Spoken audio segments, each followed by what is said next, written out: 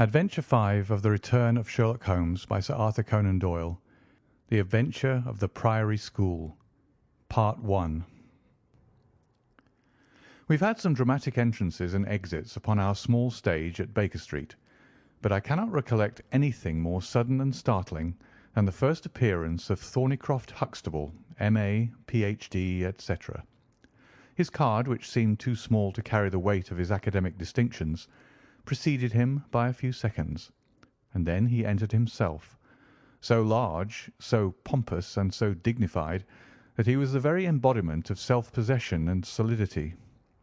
And yet his first action, when the door had closed behind him, was to stagger against the table, whence he slipped down upon the floor, and there was that majestic figure prostrate and insensible upon our bearskin hearth-rug. We had sprung to our feet, and for a few moments we stared in silent amazement at this ponderous piece of wreckage which told of some sudden and fatal storm far out on the ocean of life. Then Holmes hurried with a cushion for his head, and I with brandy for his lips. The heavy white face was seamed with lines of trouble. The hanging pouches under the closed eyes were leaden in colour. The loose mouth drooped dolorously at the corners. The rolling chins were unshaven. Collar and shirt bore the grime of a long journey, and the hair bristled unkempt from the well-shaped head. It was a sorely stricken man who lay before us. "What is it, Watson?" asked Holmes.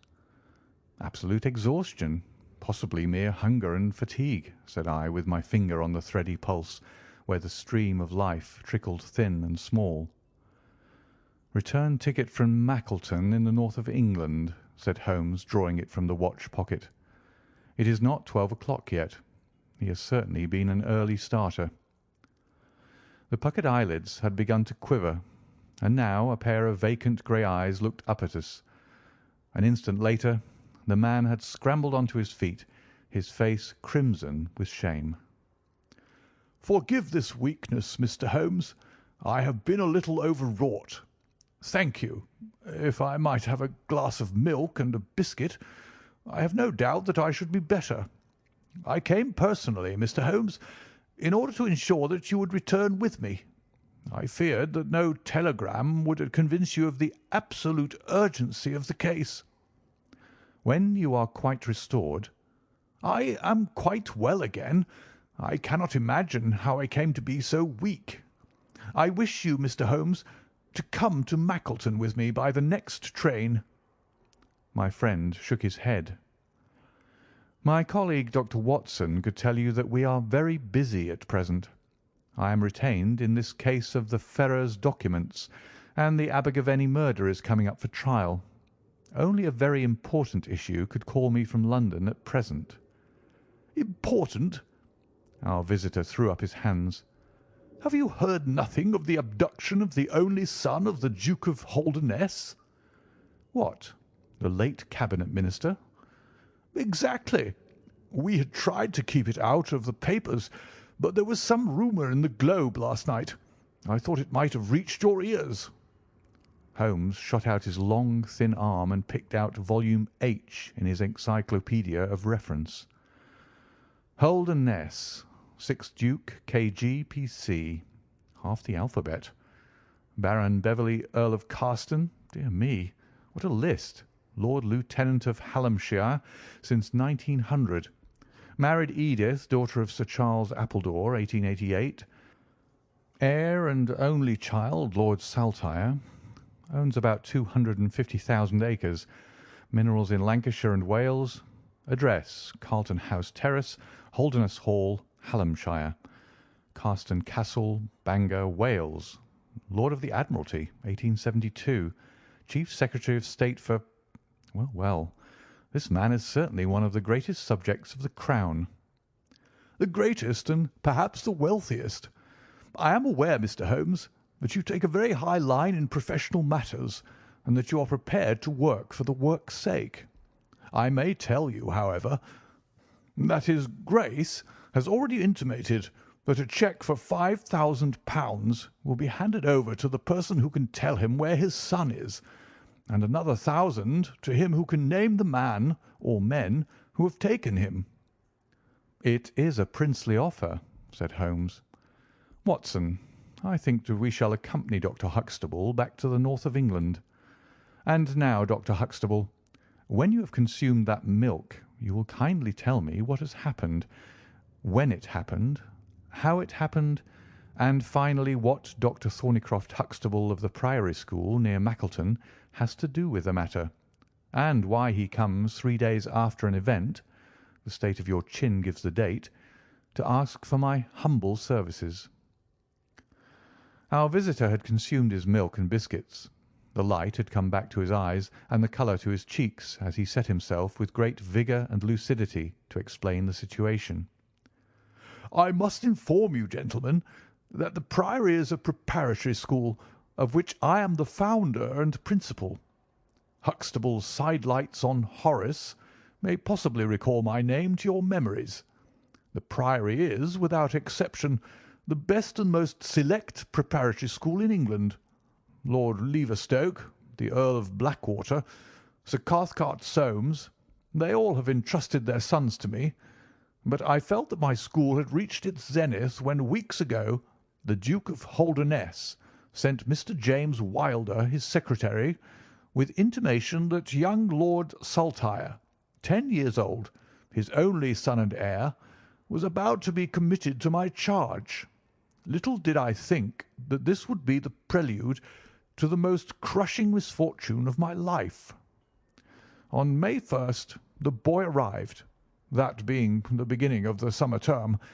He was a charming youth, and he soon fell into our ways. I may tell you, I trust that I am not indiscreet, but half confidence are absurd in such a case, that he was not entirely happy at home. It is an open secret that the Duke's married life had not been a peaceful one, and the matter had ended in a separation by mutual consent, the Duchess taking up her residence in the south of France. This had occurred very shortly before, and the boy's sympathies are known to have been strongly with his mother. He moped after her departure from Holdernesse Hall, and it was for this reason that the Duke desired to send him to my establishment. In a fortnight the boy was quite at home with us, and was apparently absolutely happy. He was last seen on the night of May 13th, that is, the night of last Monday. His room was on the second floor, and was approached through another large room in which 2 boys were sleeping.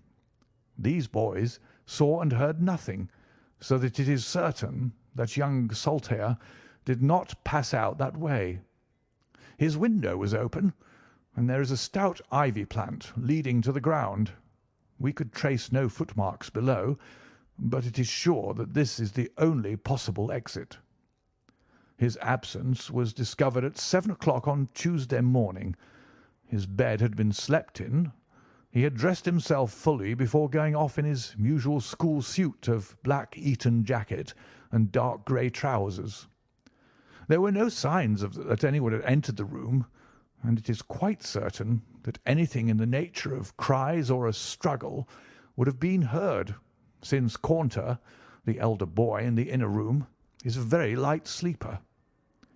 When Lord Saltire's disappearance was discovered, I at once called a roll of the whole establishment, boys, masters, and servants. It was then that we ascertained that Lord Saltire had not been alone in his flight.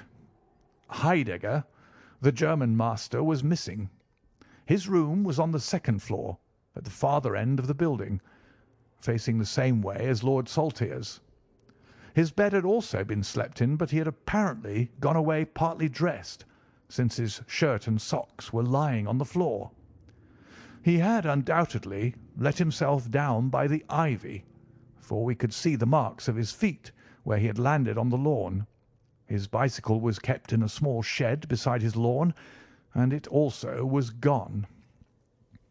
He had been with me for 2 years, and came with the best references, but he was a silent, morose man, not very popular either with masters or boys. No trace could be found of the fugitives, and now, on Thursday morning, we are as ignorant as we were on Tuesday. Inquiry was, of course, made at once at Holdernesse Hall. which is only a few miles away, and we imagined that in some sudden attack of homesickness he had gone back to his father, but nothing had been heard of him. The Duke is greatly agitated, and as to me, you have seen yourselves the state of nervous prostration to which the suspense and the responsibility have reduced me. Mr. Holmes, if ever you put forward your full powers, I implore you to do so now, for never in your life could you have a case which is more worthy of them." Sherlock Holmes had listened with the utmost intentness to the statement of the unhappy schoolmaster. His drawn brows and the deep furrow between them showed that he needed no exhortation to concentrate all his attention upon a problem which, apart from the tremendous interests involved, must appeal so directly to his love of the complex and the unusual. He now drew out his notebook and jotted down one or two memoranda. "You have been very remiss in not coming to me sooner," said he, severely. "You start me on my investigation with a very serious handicap. It is conceivable, for example, that this ivy and this lawn would have yielded nothing to an expert observer." "I am not to blame, Mr. Holmes. His Grace was extremely desirous to avoid all public scandal. He was afraid of his family unhappiness being dragged before the world. He has a deep horror of anything of the kind." "But there has been some official investigation?" "Yes, sir, and it has proved most disappointing. An apparent clue was at once obtained, since a boy and a young man were reported to have been seen leaving a neighbouring station by an early train. Only last night we had news that the couple had been hunted down in Liverpool, and they proved to have no connection whatever with the matter in hand. Then it was that in my despair and disappointment, after a sleepless night, I came straight to you by the early train." "I suppose the local investigation was relaxed while this false clue was being followed up?" "It was entirely dropped." "So that 3 days have been wasted. The affair has been most deplorably handled." "I feel it and admit it." "And yet the problem should be capable of ultimate solution. I shall be very happy to look into it. Have you been able to trace any connection between the missing boy and his German master?" "None at all." "Was he in the master's class?" "No, he never exchanged a word with him so far as I know." "That is certainly very singular. Had the boy a bicycle?" "No." "Was any other bicycle missing?" "No." "Is that certain?" "Quite." "Well, now, you do not mean to seriously suggest that this German rode off upon a bicycle in the dead of the night, bearing the boy in his arms?" "Certainly not." "Then what is the theory in your mind?" "The bicycle may have been a blind. It may have been hidden somewhere and the pair gone off on foot." "Quite so. But it seems rather an absurd blind, does it not? Were there other bicycles in this shed?" "Several." "Would he not have hidden a couple had he desired to give the idea that they had gone off upon them?" "I suppose he would." "Of course he would. The blind theory won't do. But the incident is an admirable starting point for an investigation. After all, a bicycle is not an easy thing to conceal or to destroy. One other question. Did anyone call to see the boy on the day before he disappeared?" "No." "Did he get any letters?" "Yes, one letter." "From whom?" "From his father." "Do you open the boy's letters?" "No." "How do you know it was from the father?" "The coat of arms was on the envelope, and it was addressed in the Duke's peculiarly stiff hand. Besides, the Duke remembers having written." "When had he a letter before that?" "Not for several days." "Had he ever one from France?" "No, never." "You see the point of my questions, of course. Either the boy was carried off by force, or he went of his own free will. In the latter case, you would expect that some prompting from outside would be needed to make so young a lad do such a thing. If he has had no visitors, that prompting must have come in letters. Hence I try to find out who were his correspondents." "I fear I cannot help you much.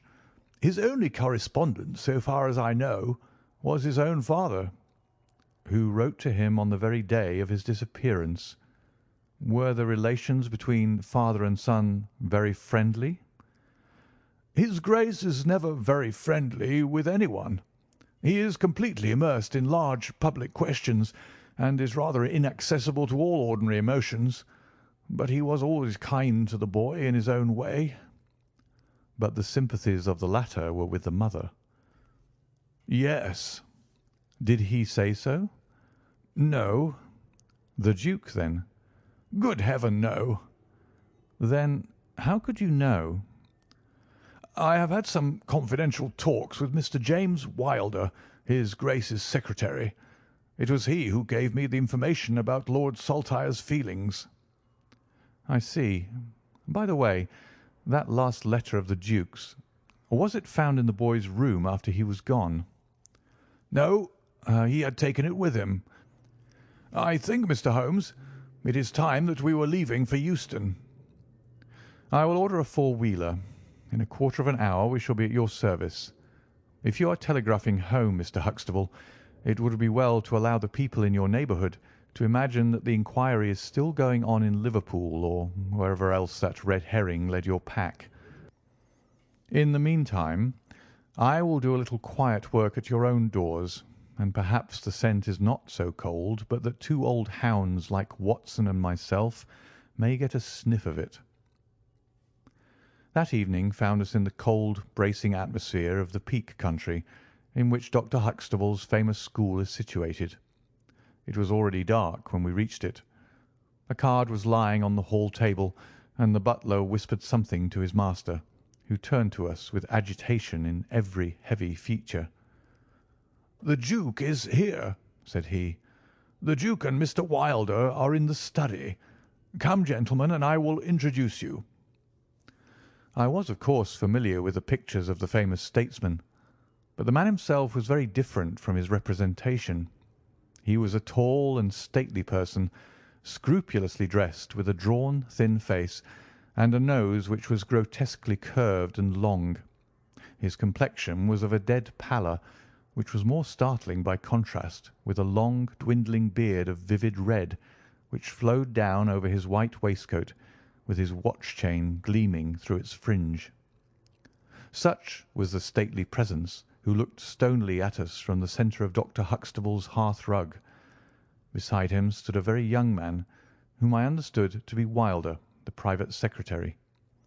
He was small, nervous, alert, with intelligent light blue eyes and mobile features. It was he who at once, in an incisive and positive tone, opened the conversation.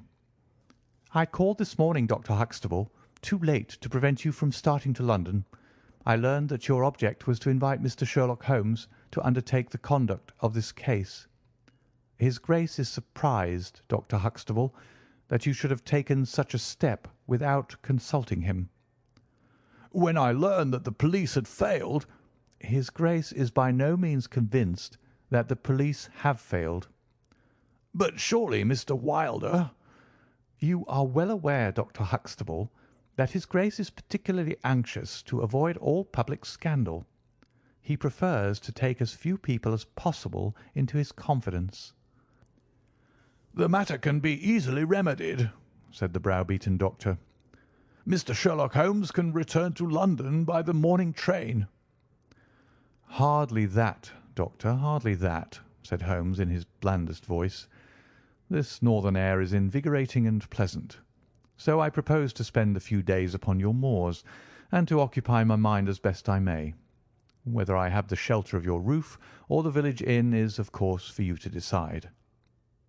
I could see that the unfortunate doctor was in the last stage of indecision, from which he was rescued by the deep, sonorous voice of the red-bearded Duke, which boomed out like a dinner gong. "I agree with Mr. Wilder, Dr. Huxtable. that you would have done wisely to consult me. But since Mr. Holmes has already been taken into your confidence, it would indeed be absurd that we should not avail ourselves of his services. Far from going to the inn, Mr. Holmes, I should be pleased if you would come and stay with me at Holderness Hall." "I thank your Grace. For the purposes of my investigation, I think that it would be wiser for me to remain at the scene of the mystery." "Just as you like, Mr. Holmes. Any information which Mr. Wilder or I can give you is, of course, at your disposal." "It will probably be necessary for me to see you at the Hall," said Holmes. "I would only ask you now, sir, whether you have formed any explanation in your own mind as to the mysterious disappearance of your son." "No, sir, I have not." "Excuse me if I allude to that which is painful to you, but I have no alternative. Do you think that the Duchess had anything to do with the matter?" The great minister showed perceptible hesitation. "I do not think so," he said at last. "The other most obvious explanation is that the child has been kidnapped for the purpose of levying ransom. You have not had any demand of the sort?" "No, sir." "One more question, your Grace. I understand that you wrote to your son upon the day when this incident occurred." "No, I wrote upon the day before." "Exactly. But he received it on that day?" "Yes." "Was there anything in your letter which might have unbalanced him or induced him to take such a step?" "No, sir, certainly not." "Did you post that letter yourself?" The nobleman's reply was interrupted by his secretary, who broke in with some heat. "His Grace is not in the habit of posting letters himself," said he. "This letter was laid with others upon the study table, and I myself put them in the post bag." "You are sure this one was among them?" "Yes, I observed it." "How many letters did your Grace write that day?" 20 or 30. I have a large correspondence, but surely this is somewhat irrelevant." "Not entirely," said Holmes. "For my own part," the Duke continued, "I have advised the police to turn their attention to the south of France. I have already said that I do not believe that the Duchess would encourage so monstrous an action, but the lad had the most wrong-headed opinions, and it is possible that he may have fled to her, aided and abetted by this German. I think, Dr. Huxtable, that we will now return to the Hall." I could see that there were other questions which Holmes would have wished to put, but the nobleman's abrupt manner showed that the interview was at an end. It was evident that to his intensely aristocratic nature this discussion of his intimate family affairs with a stranger was most abhorrent, and that he feared lest every fresh question would throw a fiercer light into the discreetly shadowed corners of his ducal history. When the nobleman and his secretary had left, my friend flung himself at once, with characteristic eagerness, into the investigation. The boy's chamber was carefully examined, and yielded nothing save the absolute conviction that it was only through the window that he could have escaped. The German master's room and effects gave no further clue. In his case a trailer of ivy had given way under his weight, and we saw by the light of a lantern the mark on the lawn where his heels had come down. That one dint in the short green grass was the only material witness left of this inexplicable nocturnal flight. Sherlock Holmes left the house alone, and only returned after 11. He had obtained a large ordnance map of the neighbourhood, and this he brought into my room, where he laid it out on the bed, and, having balanced a lamp in the middle of it, he began to smoke over it, and occasionally to point out objects of interest with the reeking amber of his pipe. Holmes' map of the neighbourhood of the school. "This case grows upon me, Watson," said he. "There are decidedly some points of interest in connection with it. In this early stage, I want you to realise those geographical features which may have a good deal to do with our investigation. Look at this map. This dark square is the Priory School. I'll put a pin in it. Now, this line is the main road. You see that it runs east and west past the school, and you see also that there is no side road for a mile either way. If these two folk passed away by road, it was this road. Exactly. By a singular and happy chance, we are able to some extent to check what passed along this road during the night in question. At this point, where my pipe is now resting, a county constable was on duty from 12 to 6. It is, as you perceive, the first crossroad on the east side.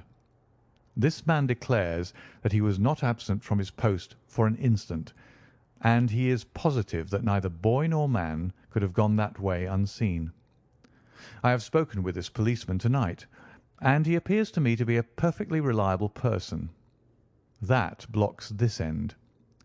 We have now to deal with the other. There is an inn here, the Red Bull, the landlady of which was ill. She had sent to Mackleton for a doctor, but he did not arrive until morning, being absent at another case. The people at the inn were alert all night, awaiting his coming, and one or other of them seems to have continually had an eye upon the road.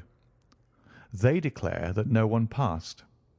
If their evidence is good, then we are fortunate enough to be able to block the west, and also to be able to say that the fugitives did not use the road at all.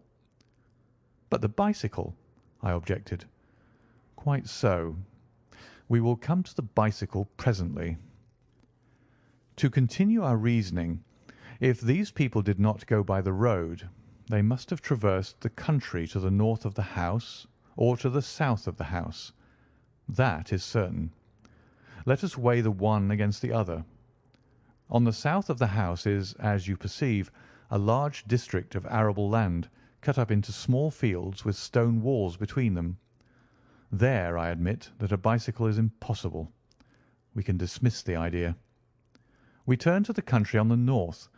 Here there lies a grove of trees marked as the Ragged Shore, and on the farther side stretches a great rolling moor, Lower Gill Moor, extending for 10 miles and sloping gradually upward.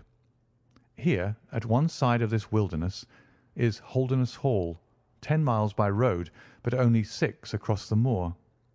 It is a peculiarly desolate plain. A few more farmers have small holdings where they rear sheep and cattle. Except these, the plover and the curlew are the only inhabitants until you come to the Chesterfield high road. There is a church there, you see, a few cottages and an inn. Beyond that the hills become precipitous. Surely it is here to the north that our quest must lie. But the bicycle, I persisted. Well, well, said Holmes impatiently. A good cyclist does not need a high road. The moor is intersected with paths, and the moon was at the full. Hello, what's this? There was an agitated knock at the door, and an instant afterwards Dr. Huxtable was in the room. In his hand he held a blue cricket cap with a white chevron on the peak. "At last we have a clue," he cried. "Thank Heaven! At last we are on the dear boy's track. It is his cap." "Where was it found?" "In the van of the gipsies who camped on the moor. They left on Tuesday. To-day the police traced them down and examined their caravan. This was found." "How do they account for it?" "They shuffled and lied, said that they found it on the moor on Tuesday morning. They know where he is, the rascals, thank goodness. They're all safe under lock and key. Either the fear of the law or the Duke's purse will certainly get out of them all that they know." "So far so good," said Holmes, when the doctor had at last left the room. "It at least bears out the theory that it is on the side of the Lower Gill Moor that we must hope for results. The police have really done nothing locally, save the arrest of those gipsies. Look here, Watson. There's a watercourse across the moor. You see it marked here in the map. In some parts it widens into a morass. This is particularly so in the region between Holderness Hall and the school. It is vain to look elsewhere for tracks in this dry weather, but at that point there is certainly a chance of some record being left. I will call you early tomorrow morning, and you and I will try if we can throw some light upon the mystery." The day was just breaking when I woke to find the long, thin form of Holmes by my bedside. He was fully dressed, and had apparently already been out. "I have done the lawn and the bicycle shed," said he. "I have also had a rumble through the ragged shaw. Now, Watson, there is cocoa ready in the next room. I must beg you to hurry, for we have a great day before us." His eyes shone, and his cheek was flushed with the exhilaration of the master workman who sees his work lie ready before him. A very different Holmes, this active, alert man, from the introspective and pallid dreamer of Baker Street.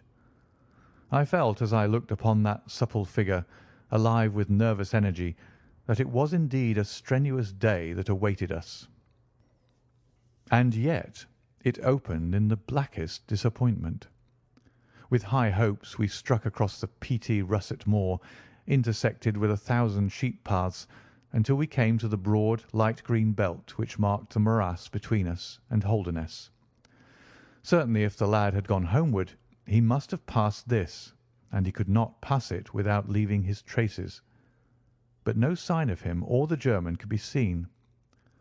With a darkening face my friend strode along the margin, eagerly observant of every muddy stain upon the mossy surface. Sheep marks there were in profusion, and at one place, some miles down, cows had left their tracks. Nothing more. "Check number 1, said Holmes, looking gloomily over the rolling expanse of the moor. "There is another morass down yonder, and a narrow neck between. Hallo! Hallo! Hallo! What have we here?" We had come on a small black ribbon of pathway. In the middle of it, clearly marked on the sodden soil, was the track of a bicycle. "Hurrah!" I cried. "We have it!" But Holmes was shaking his head, and his face was puzzled and expectant rather than joyous. "A bicycle, certainly, but not the bicycle," said he. "I am familiar with 42 different impressions left by tyres. This, as you perceive, is a Dunlop, with a patch upon the outer cover. Heidegger's tyres were Palmer's, leaving longitudinal stripes. Aveling, the mathematical master, was sure upon the point. Therefore it is not Heidegger's track." "The boy's, then?" "Possibly, if we could prove a bicycle to have been in his possession. But this we have utterly failed to do. This track, as you perceive, was made by a rider who was going from the direction of the school." "Or towards it." "No, no, my dear Watson. The more deeply sunk impression is, of course, the hind wheel upon which the weight rests. You perceive several places where it has passed across and obliterated the more shallow mark of the front one. It was undoubtedly heading away from the school. It may or may not be connected with our inquiry, but we will follow it backwards before we get any further." We did so, and at the end of a few hundred yards lost the tracks as we emerged from the boggy portion of the moor. Following the path backwards, we picked out another spot where a spring trickled across it. Here, once again, was the mark of the bicycle, though nearly obliterated by the hoofs of cows. After that there was no sign, but the path ran right on into Ragged Shaw, the wood which backed on to the school. From this wood the cycle must have emerged. Holmes sat down on a boulder and rested his chin in his hands. I had smoked 2 cigarettes before he moved. "Well, well," said he at last, "it is of course possible that a cunning man might change the tyres of his bicycle in order to leave the unfamiliar tracks. A criminal who was capable of such a thought is a man whom I should be proud to do business with. We will leave this question undecided and hark back to our morass again, for we have left a good deal unexplored." We continued our systematic survey of the edge of the sodden portion of the moor, and soon our perseverance was gloriously rewarded. Right across the lower part of the bog lay a miry path. Holmes gave a cry of delight as he approached it. An impression like a fine bundle of telegraph wires ran down the centre of it. It was the Palmer tyres. "Here is Herr Heidegger, sure enough," cried Holmes exultantly. "My reasoning seems to have been pretty sound, Watson." "I congratulate you." "But we have a long way still to go.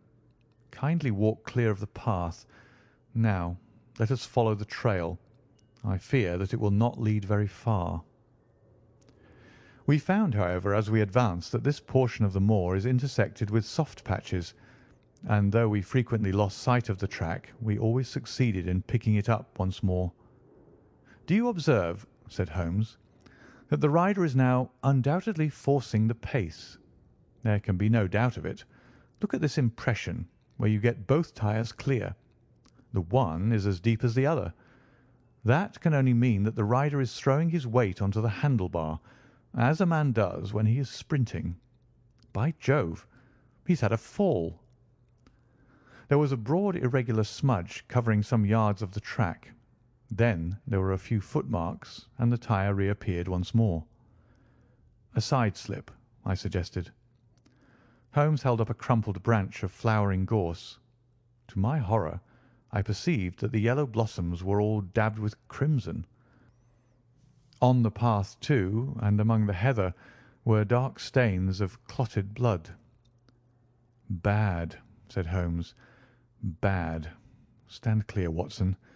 Not an unnecessary footstep. What do I read here? He fell wounded. He stood up. He remounted. He proceeded. But there is no other track. Cattle on this side path. He was surely not gored by a bull. Impossible.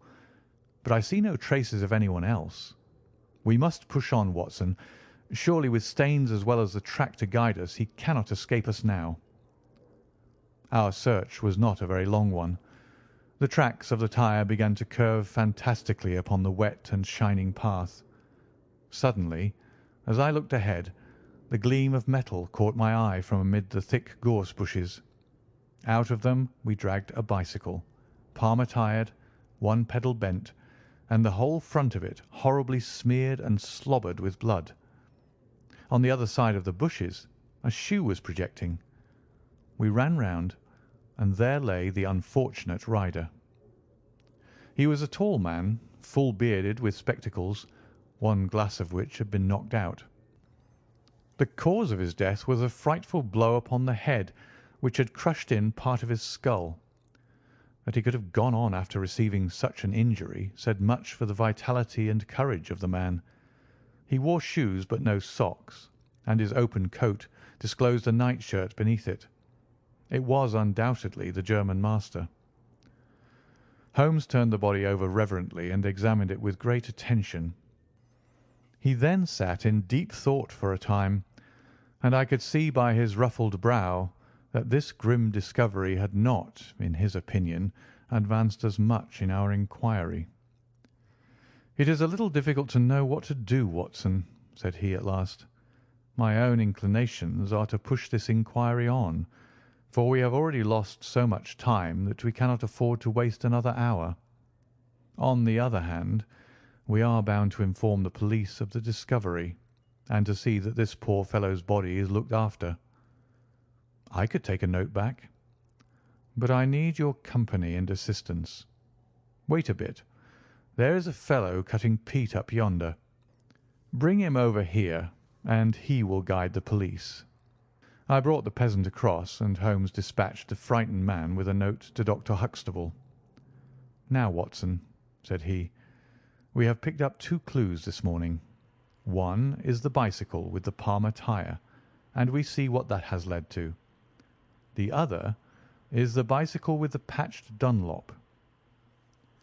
Before we start to investigate that, let us try to realize what we do know so as to make the most of it, and to separate the essential from the accidental. First of all, I wish to impress upon you that the boy certainly left of his own free will. He got down from his window, and he went off either alone or with someone. That is sure." I assented. "Well, now, let us turn to this unfortunate German master. The boy was fully dressed when he fled. Therefore, he foresaw what he would do. But the German went without his socks. He certainly acted on very short notice. Undoubtedly. Why did he go? Because from his bedroom window he saw the flight of the boy, because he wished to overtake him and bring him back. He seized his bicycle, pursued the lad, and in pursuing him met his death. So it would seem. Now I come to the critical part of my argument. The natural action of a man in pursuing a little boy would be to run after him. He would know that he could overtake him. But the German does not do so. He turns to his bicycle. I am told that he was an excellent cyclist. He would not do this if he did not see that the boy had some swift means of escape. The other bicycle. Let us continue our reconstruction. He meets his death 5 miles from the school. Not by a bullet, mark you, which even a lad might conceivably discharge, but by a savage blow dealt by a vigorous arm. The lad, then, had a companion in his flight, and the flight was a swift one, since it took 5 miles before an expert cyclist could overtake them. Yet we survey the ground round the scene of the tragedy. What do we find? A few cattle tracks, nothing more. I took a wide sweep round, and there is no path within 50 yards. Another cyclist could have had nothing to do with the actual murder, nor were there any human footmarks. "Holmes," I cried, "this is impossible." "Admirable," he said. "A most illuminating remark. It is impossible as I state it, and therefore I must in some respect have stated it wrong. Yet you saw for yourself. Can you suggest any fallacy?" "He could not have fractured his skull in a fall." "In a morass, Watson?" "I am at my wit's end." "Tut, tut. We have solved some worse problems. At least we have plenty of material, if we can only use it. Come, then, and having exhausted the Palmer, let us see what the Dunlop with the patched cover has to offer us." We picked up the track and followed it onward for some distance, but soon the moor rose into a long, heather-tufted curve, and we left the watercourse behind us. No further help from tracks could be hoped for. At the spot where we saw the last of the Dunlop tire it might equally have led to Holderness Hall, the stately towers of which rose some miles to our left, or to a low grey village which lay in front of us and marked the position of the Chesterfield highroad. As we approached the forbidding and squalid inn, with the sign of a gamecock above the door, Holmes gave a sudden groan and clutched me by the shoulder to save himself from falling. He had had one of those violent strains of the ankle which leave a man helpless. With difficulty he limped up to the door, where a squat, dark, elderly man was smoking a black clay pipe. "How are you, Mr. Reuben Hayes?" said Holmes. "Who are you, and how do you get my name so pat?" the countryman answered, with a suspicious flash of a pair of cunning eyes. "Well, it's printed on the board above your head. It's easy to see a man who is master of his own house. I suppose you haven't such a thing as a carriage in your stables?" "No, I have not." "I can hardly put my foot to the ground." "Don't put it to the ground." "But I can't walk." "Well, then, hop." Mr. Reuben Hayes' manner was far from gracious, but Holmes took it with admirable good humour. "Look here, my man," said he, "this is really rather an awkward fix for me. I don't mind how I get on." "Neither do I," said the morose landlord. "The matter is very important. I would offer you a sovereign for the use of a bicycle."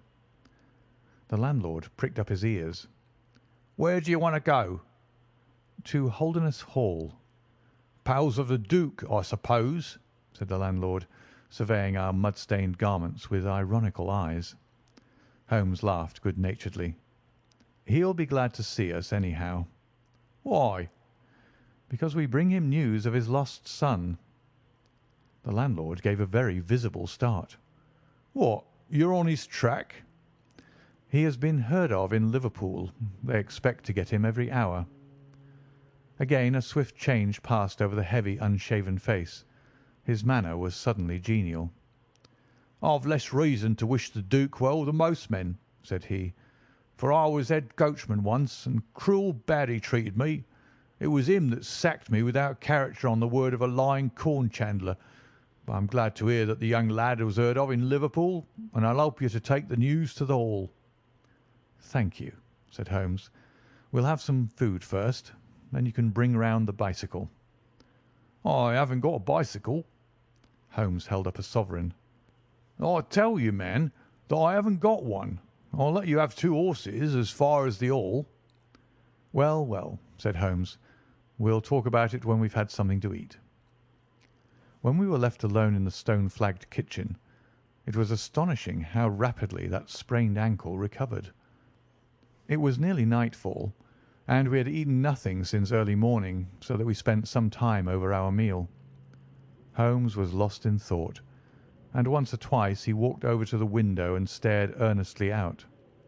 It opened onto a squalid courtyard. In the far corner was a smithy, where a grimy lad was at work. On the other side were the stables.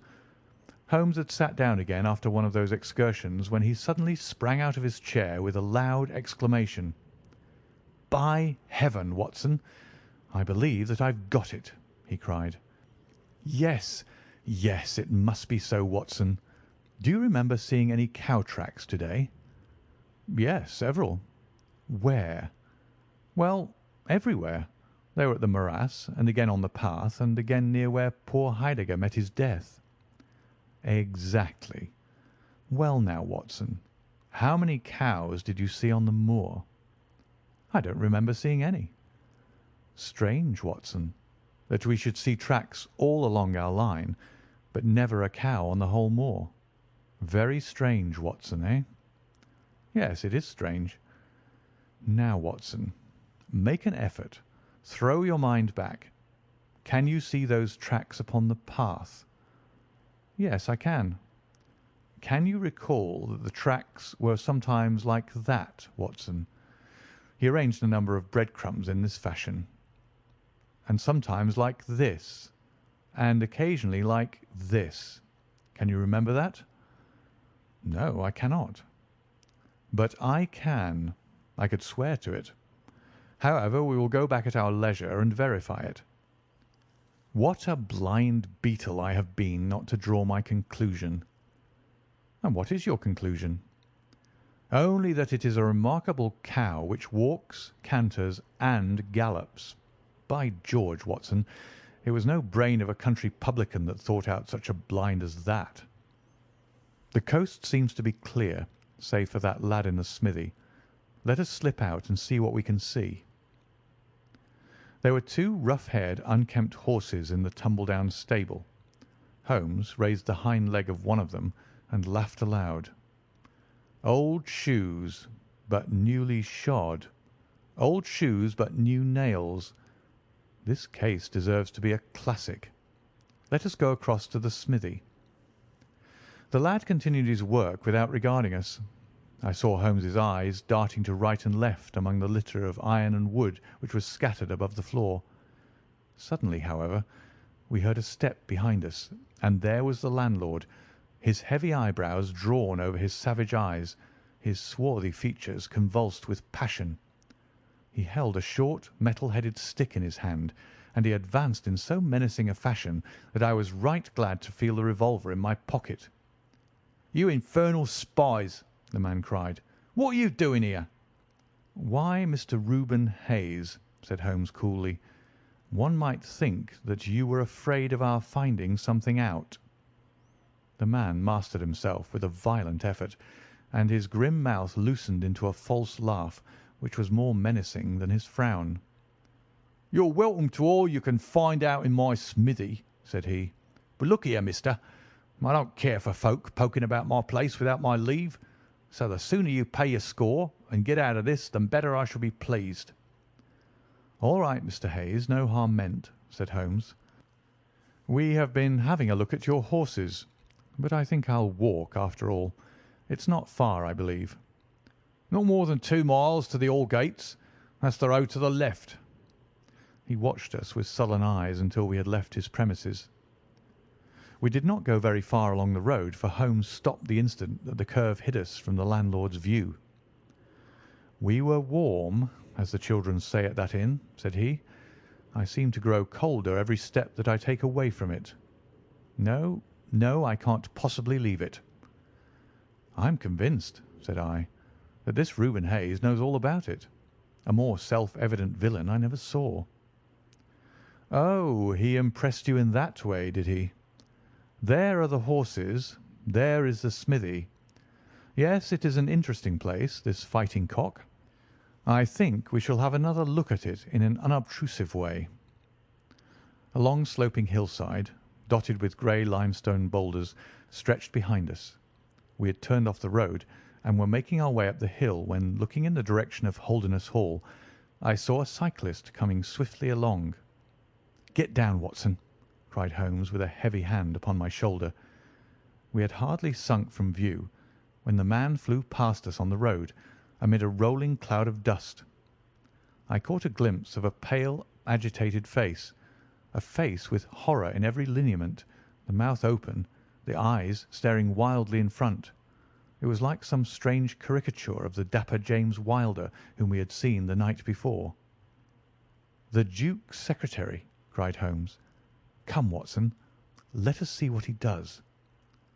We scrambled from rock to rock until in a few moments we had made our way to a point from which we could see the front door of the inn. Wilder's bicycle was leaning against the wall beside it. No one was moving about the house, nor could we catch a glimpse of any faces at the windows. Slowly the twilight crept down as the sun sank behind the high towers of Holderness Hall. Then in the gloom we saw the two side lamps of a trap light up in the stable yard of the inn, and shortly afterwards heard the rattle of hoofs as it wheeled out into the road and tore off at a furious pace in the direction of Chesterfield. "What do you make of that, Watson?" Holmes whispered. "It looks like a flight. A single man in a dog-cart, so far as I could see. Well, it certainly was not Mr. James Wilder, for there he is at the door." A red square of light had sprung out of the darkness. In the middle of it was the black figure of the secretary, his head advanced, peering out into the night. It was evident that he was expecting someone. Then at last there were steps in the road. A second figure was visible for an instant against the light. The door shut, and all was black once more. 5 minutes later a lamp was lit in a room upon the first floor. "It seems to be a curious class of custom that is done by the Fighting Cock," said Holmes. "The bar is on the other side." "Quite so. These are what one may call the private guests. Now, what in the world is Mr. James Wilder doing in that den at this hour of night, and who is the companion who comes to meet him there? Come, Watson, we must really take a risk and try to investigate this a little more closely." Together we stole down to the road and crept across to the door of the inn. The bicycle still leaned against the wall. Holmes struck a match and held it to the back wheel, and I heard him chuckle as the light fell upon a patched Dunlop tyre. Up above us was the lighted window. "I must have a peep through that, Watson. If you bend your back and support yourself upon the wall, I think that I can manage." An instant later his feet were on my shoulders, but he was hardly up before he was down again. "Come, my friend," said he, "our day's work has been quite long enough. I think that we have gathered all that we can. It's a long walk to the school, and the sooner we get started, the better." He hardly opened his lips during that weary trudge across the moor, nor would he enter the school when he reached it, but went on to Mackleton Station, whence he could send some telegrams. Late at night I heard him consoling Dr. Huxtable, prostrated by the tragedy of his master's death, and later still he entered my room as alert and vigorous as he had been when he started in the morning. "All goes well, my friend," said he.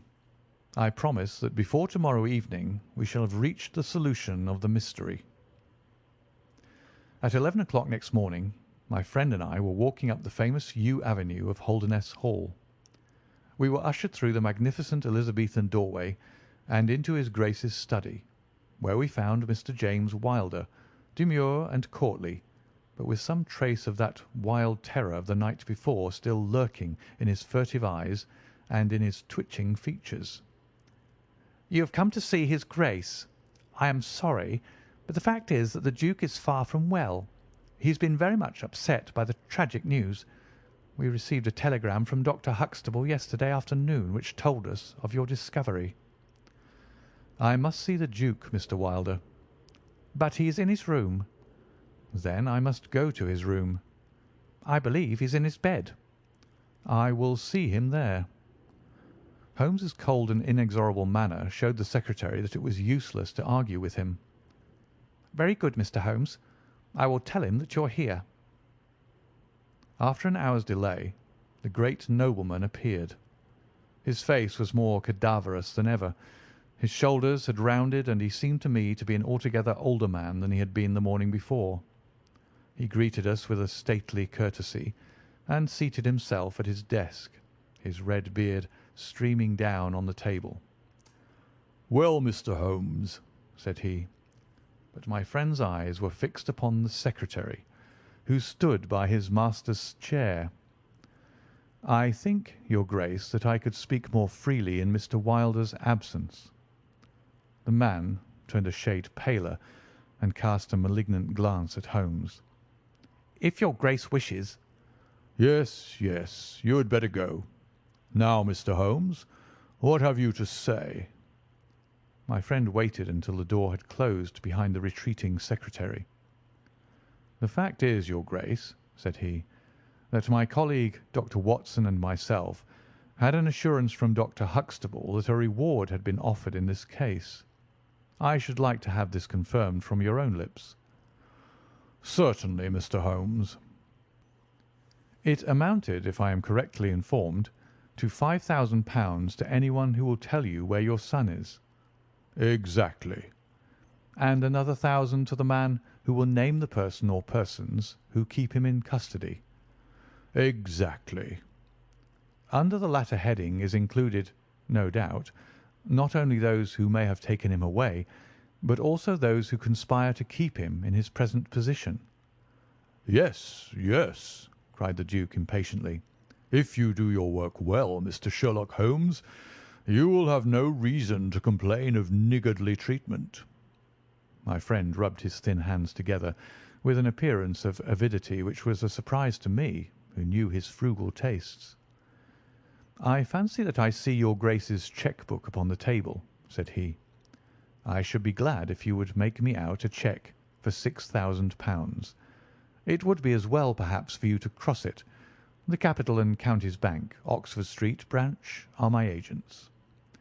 His Grace sat very stern and upright in his chair, and looked stonily at my friend. "Is this a joke, Mr. Holmes? It is hardly a subject for pleasantry." "Not at all, your Grace. I was never more earnest in my life." "What do you mean, then?" "I mean that I have earned the reward. I know where your son is, and I know some, at least, of those who are holding him." The Duke's beard had turned more aggressively red than ever against his ghastly white face. "Where is he?" "He is, or was last night, at the Fighting Cock Inn, about 2 miles from your park gate." The Duke fell back in his chair. "And whom do you accuse?" Sherlock Holmes's answer was an astounding one. He stepped swiftly forward and touched the Duke upon the shoulder. "I accuse you," said he. "And now, your Grace, I'll trouble you for that cheque." Never shall I forget the Duke's appearance as he sprang up and clawed with his hands like one who is sinking into an abyss. Then, with an extraordinary effort of aristocratic self-command, he sat down and sank his face in his hands. It was some minutes before he spoke. "How much do you know?" he asked at last without raising his head. "I saw you together last night." "Does anyone else beside your friend know?" "I have spoken to no one." The Duke took a pen in his quivering fingers and opened his cheque-book. I shall be as good as my word, Mr. Holmes. I am about to write your cheque. However unwelcome the information which you have gained may be to me, when the offer was first made, I little thought the turn which events might take. But you and your friend are men of discretion, Mr. Holmes. I hardly understand your Grace. I must put it plainly, Mr. Holmes. If only you two know of this incident, there is no reason why it should go any farther. I think £12,000 is a sum that I owe you, is it not? But Holmes smiled and shook his head. I fear, your Grace, that matters can hardly be arranged so easily. There is the death of this schoolmaster to be accounted for. But James knew nothing of that. You cannot hold him responsible for that. It was the work of this brutal ruffian whom he had the misfortune to employ. I must take the view, your Grace, that when a man embarks upon a crime, he is morally guilty of any other crime which may spring from it. Morally, Mr. Holmes, no doubt you are right, but surely not in the eyes of the law. A man cannot be condemned for a murder at which he was not present, and which he loathes and abhors as much as you do. The instant that he heard of it, he made a complete confession to me, so filled was he with horror and remorse. He lost not an hour in breaking entirely with the murderer. Oh, Mr. Holmes, you must save him. You must save him. I tell you that you must save him." The Duke had dropped the last attempt at self-command and was pacing the room with a convulsed face and with his clenched hands raving in the air. At last he mastered himself and sat down once more at his desk. "I appreciate your conduct in coming here before you spoke to anyone else," said he. "At least we have to take counsel how far we can minimize this hideous scandal." "Exactly," said Holmes.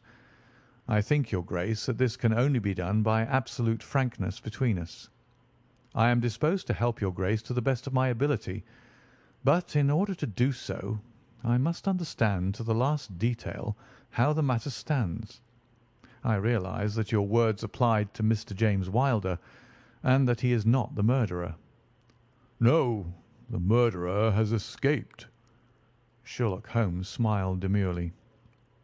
"Your Grace can hardly have heard of any small reputation which I possess, or you would not imagine that it is so easy to escape me. Mr. Reuben Hayes was arrested at Chesterfield on my information at 11 o'clock last night. I had a telegram from the head of the local police before I left the school this morning." The Duke leaned back in his chair and stared with amazement at my friend. "You seem to have powers that are hardly human," said he. "So, Reuben Hayes is taken. I am right glad to hear it, if it will not react upon the fate of James." "Your secretary?" "No, sir, my son."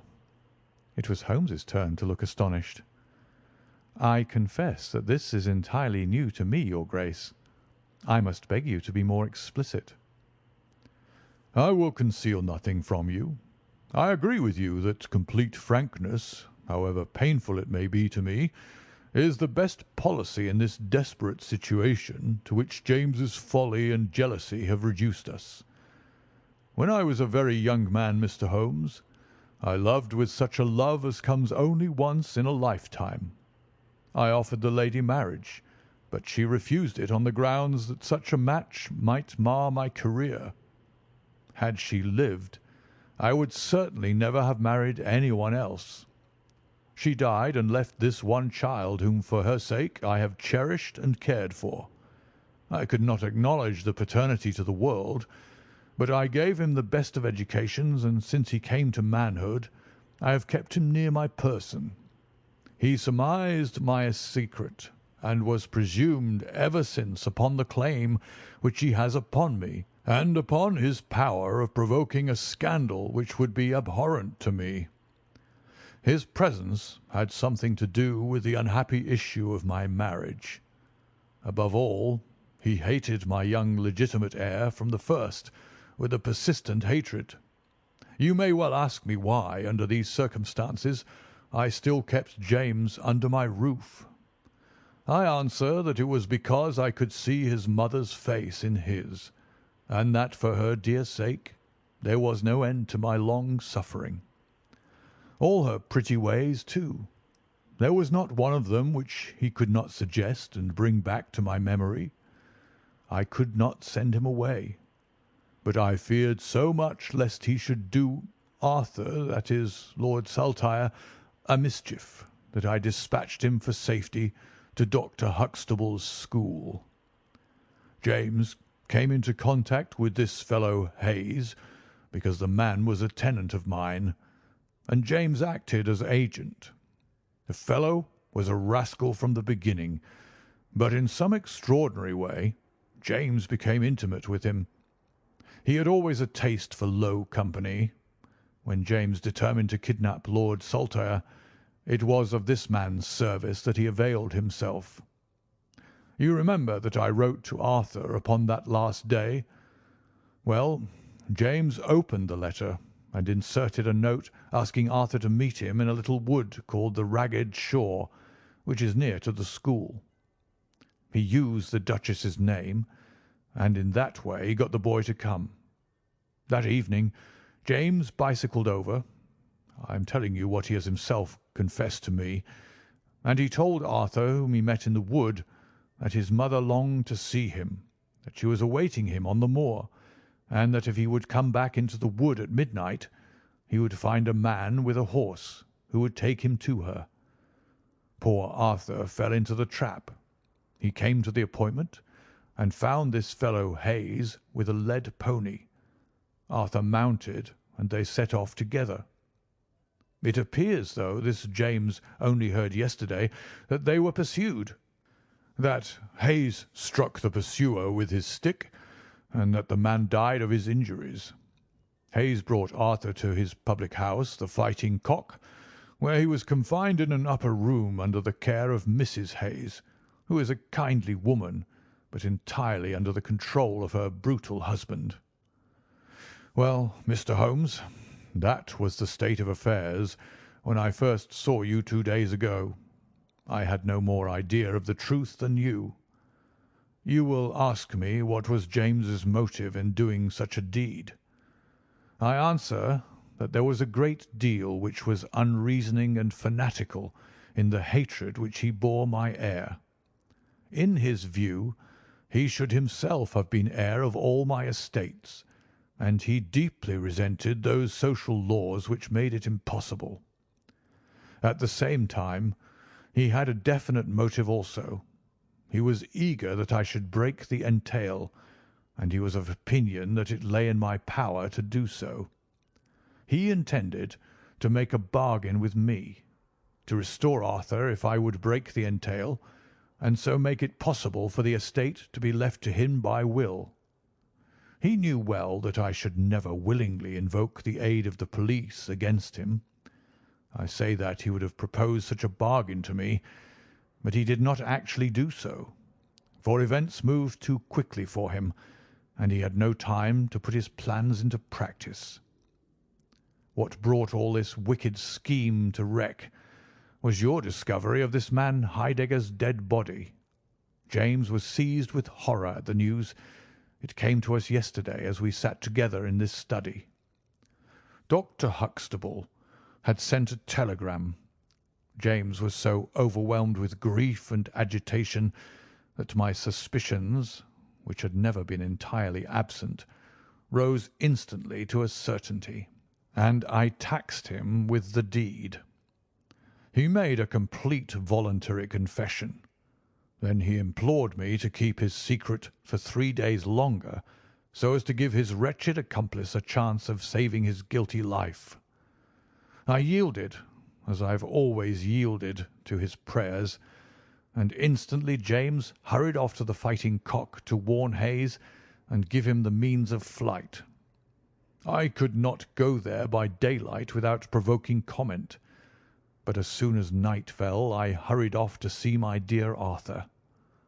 I found him safe and well, but horrified beyond expression by the dreadful deed he had witnessed. In deference to my promise, and much against my will, I consented to leave him there for 3 days, under the charge of Mrs. Hayes, since it was evident that it was impossible to inform the police where he was without telling them also who was the murderer, and I could not see how that murderer could be punished without ruin to my unfortunate James. You asked for frankness, Mr. Holmes, and I have taken you at your word, for I have now told you everything without an attempt at circumlocution or concealment. Do you in turn be as frank with me." "I will," said Holmes.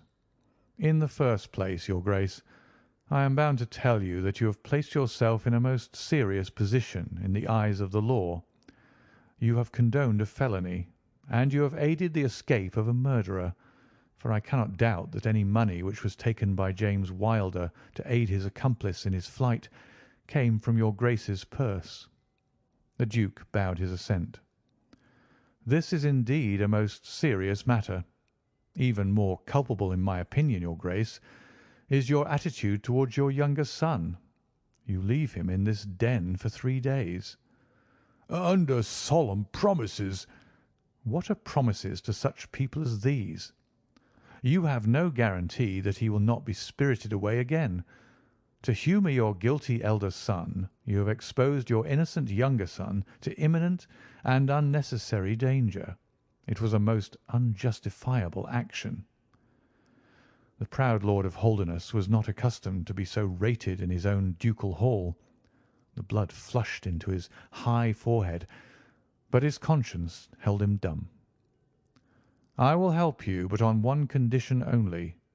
It is that you ring for the footman and let me give such orders as I like." Without a word, the Duke pressed the electric bell. A servant entered. "You will be glad to hear," said Holmes, "that your young master is found. It is the Duke's desire that the carriage shall go at once to the Fighting Cock Inn to bring Lord Saltire home." "Now," said Holmes, when the rejoicing lackey had disappeared, "having secured the future, we can afford to be more lenient with the past. I am not in an official position, and there is no reason, so long as the ends of justice are served, why I should disclose all that I know. As to Hayes, I say nothing. The gallows awaits him, and I would do nothing to save him from it. What he will divulge I cannot tell, but I have no doubt that your Grace could make him understand that it is to his interest to be silent. From the police point of view, he will have kidnapped the boy for the purpose of ransom. If they do not themselves find it out, I see no reason why I should prompt them to take a broader point of view. I would warn your Grace, however, that the continued presence of Mr. James Wilder in your household can only lead to misfortune." "I understand that, Mr. Holmes, and it is already settled that he shall leave me forever and go to seek his fortune in Australia." "In that case, your Grace, since you have yourself stated that any unhappiness in your married life was caused by his presence, I would suggest that you make such amends as you can to the Duchess, and that you try to resume those relations which have been so unhappily interrupted." "That also I have arranged, Mr. Holmes. I wrote to the Duchess this morning." "In that case," said Holmes, rising, "I think that my friend and I can congratulate ourselves upon several most happy results from our little visit to the north. There is one other small point upon which I desire some light. This fellow Hayes had shod his horses with shoes which counterfeited the tracks of cows. Was it from Mr. Wilder that he learned so extraordinary a device?" The Duke stood in thought for a moment, with a look of intense surprise on his face. Then he opened a door and showed us into a large room furnished as a museum. He led the way to a glass case in a corner and pointed to the inscription. "These shoes," it ran, "were dug up in the moat of Holderness Hole. They are for the use of horses, but they are shaped below with a cloven foot of iron so as to throw pursuers off the track.